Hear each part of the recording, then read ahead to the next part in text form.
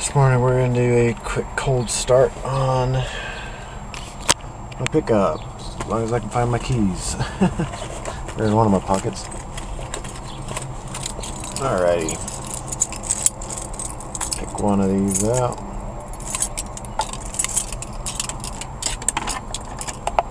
So, I had this question asked before. Why do I pump the accelerator? It's a carbureted vehicle and it primes the engine so it will start easier in the morning. Oh.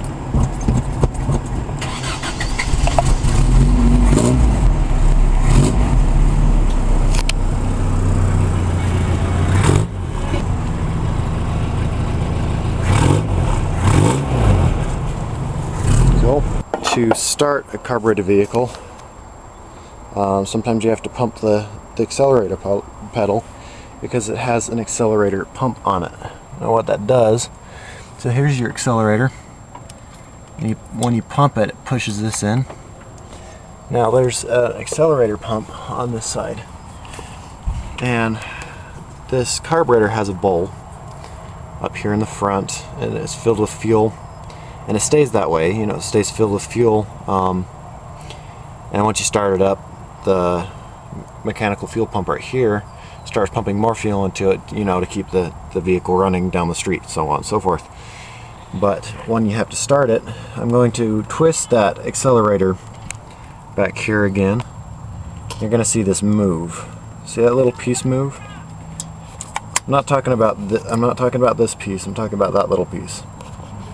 That's pushing on a little diaphragm that when you let it go, it sucks fuel out of the bowl, and then when you push the accelerator in, this pushes in and squirts fuel right into the intake of the carburetor, which therefore priming the engine, getting it ready to start. And I'm going to pull this air filter off real quick and show you what I'm talking about.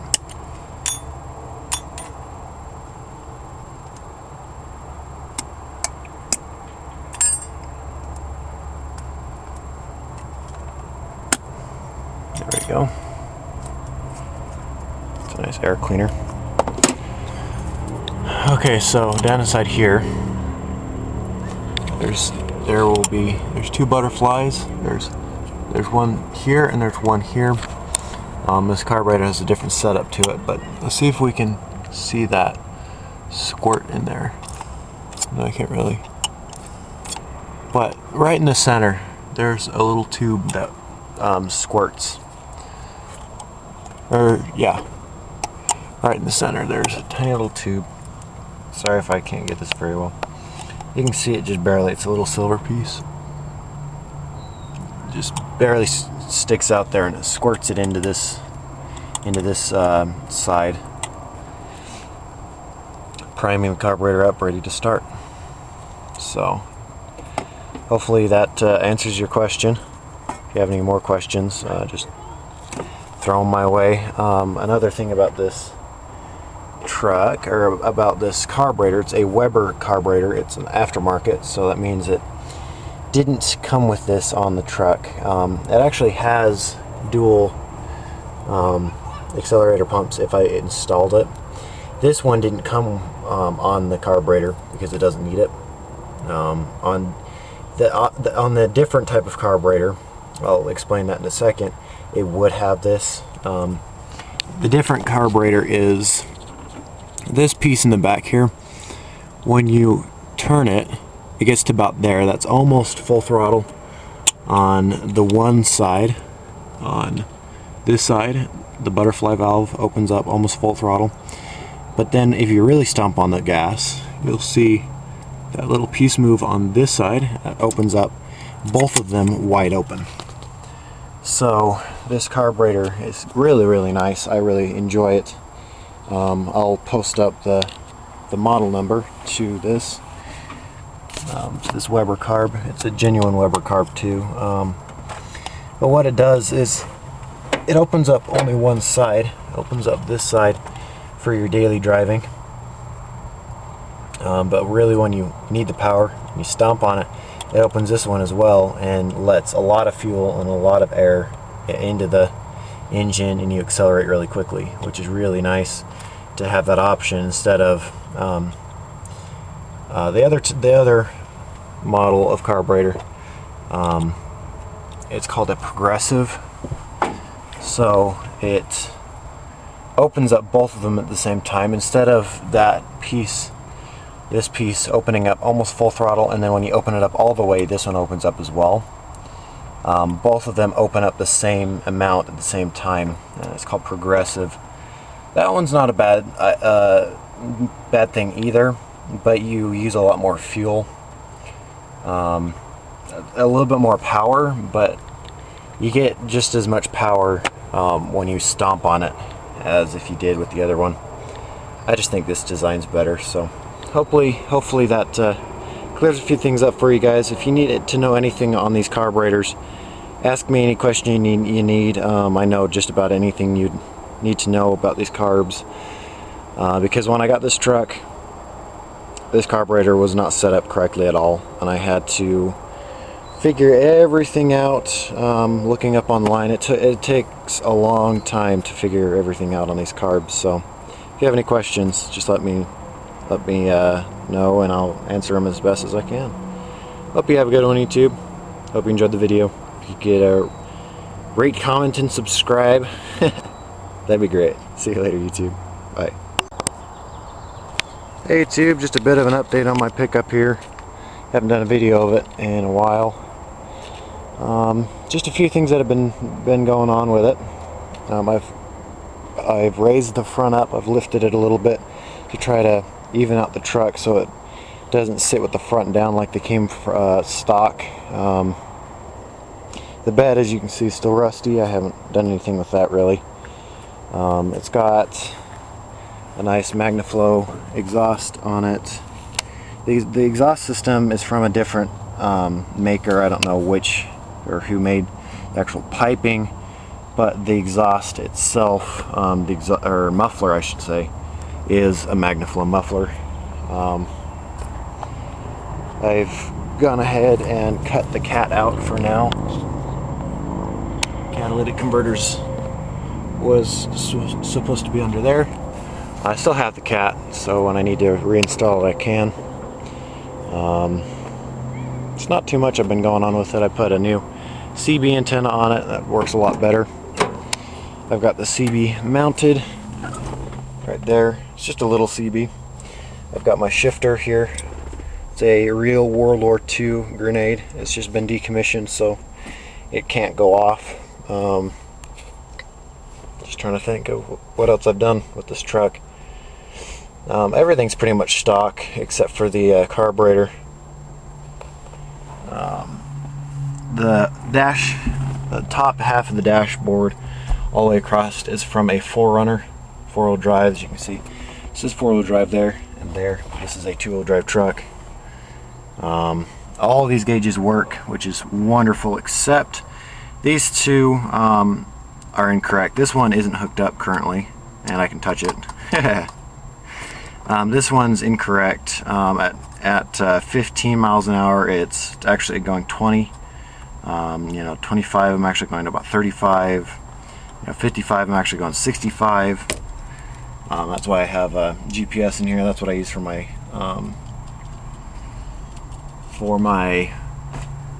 speedometer, which is fine with me. The actual mileage, though, works. It works perfectly. I've measured it with the Garmin, the GPS, and it works perfectly, so it doesn't bother me. That says 107. Let's see, 10,712 miles.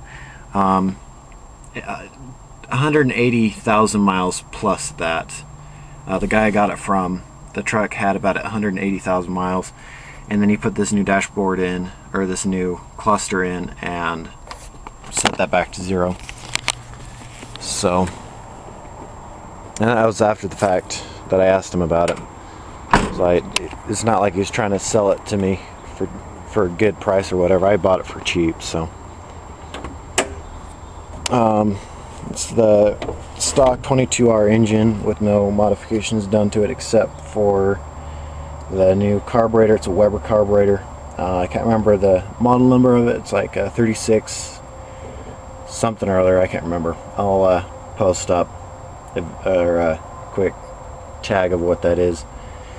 All stock though. Everything's working well. I've got a little bit of a timing chain tick right now.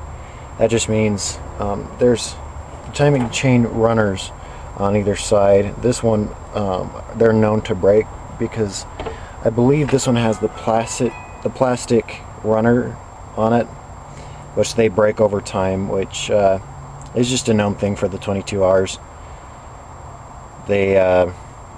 So I'll need to be doing that soon. I'll probably be putting a little bit higher performance cam in it. I'm trying to keep the fuel mileage good. I want just a little bit more power out of it. It's really quick as it is, but I would just like a little bit more power for pulling. Currently I've got a motorcycle and four-wheeler on a trailer on this right now. Motorcycle's in the bed. But I just got the air conditioner all charged up. This is the first time this truck has ever had air conditioning. The guy I bought it from converted this over to have air conditioning.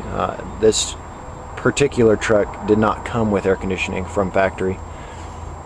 He probably got all these parts from a 4Runner down at the junkyard. They've all got tags still. The orange you can see there are tags from the junkyard. It's got a brand new condenser in the front, which I'm glad that you got a brand new one. It's nice. I got a piece of foam here to kind of help keep everything a little bit cooler.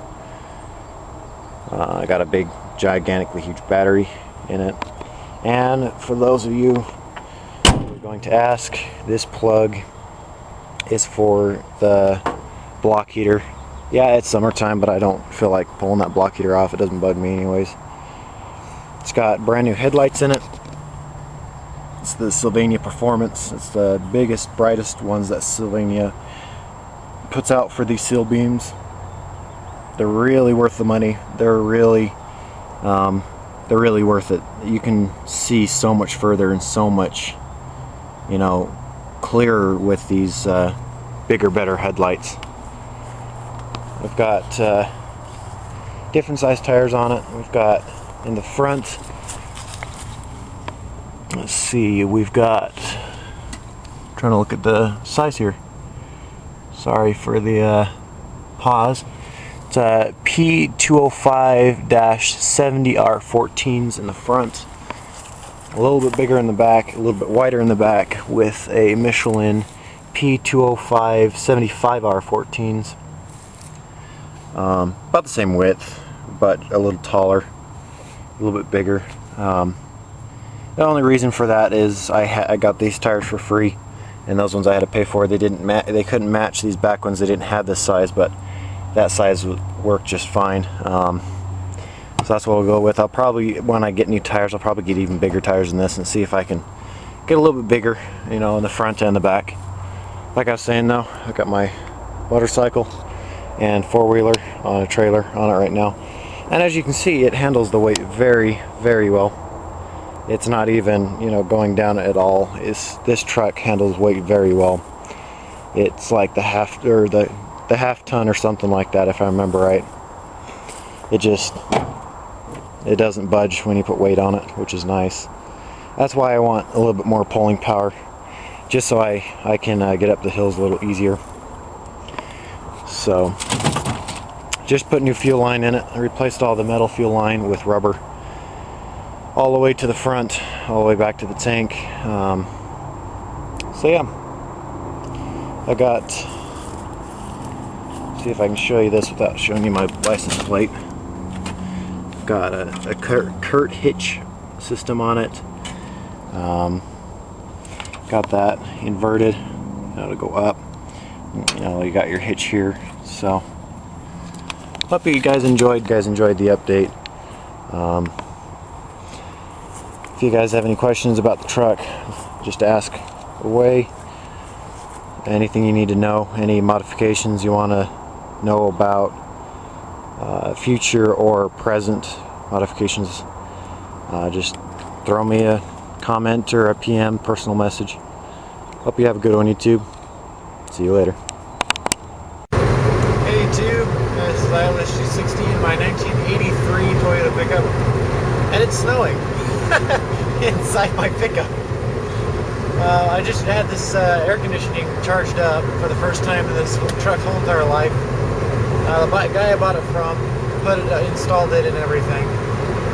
Everything's correct and everything, but the piece inside actually will freeze over sometimes, and this happens.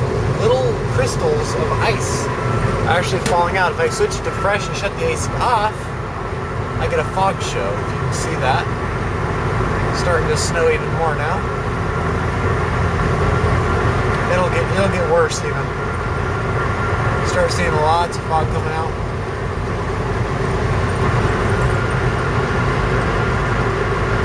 Yeah, there's all the snow. Hopefully you can see that. If you can't see it, watch it in 1080p. Maybe you'll see it then.